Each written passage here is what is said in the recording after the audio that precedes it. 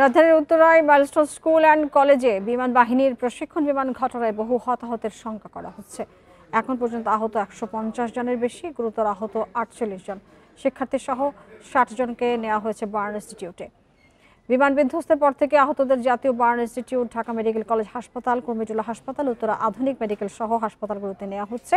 সেখানে একের পর এক আহতদের বহনকারী অ্যাম্বুলেন্স যাচ্ছে। কারো কারো অবস্থা গুরুতর বলে জানিয়েছেন চিকিৎসকরা। শুধু অ্যাম্বুলেন্স নয়, অনেকে ব্যক্তিগত গাড়ি বা অটোরিকশাতে করেও হাসপাতালে যাচ্ছেন। হাসপাতালের স্বজনদের হাজারি বার্ন ইনস্টিটিউটে জরুরি ভিত্তিতে রক্তের প্রয়োজন বলে জানানো হয়েছে।